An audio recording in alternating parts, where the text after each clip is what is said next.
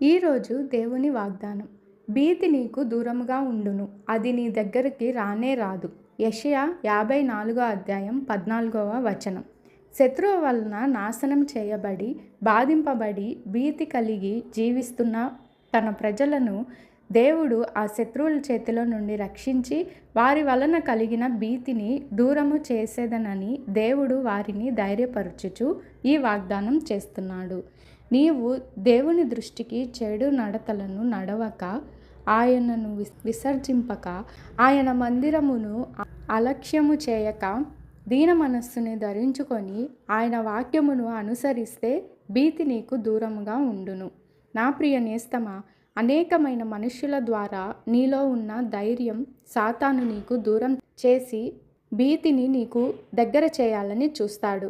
కానీ యేసుక్రీస్తులో కనబడిన నీవు దేవునికి ఎవ్వరికీ భయపడవలసిన అవసరం లేదు.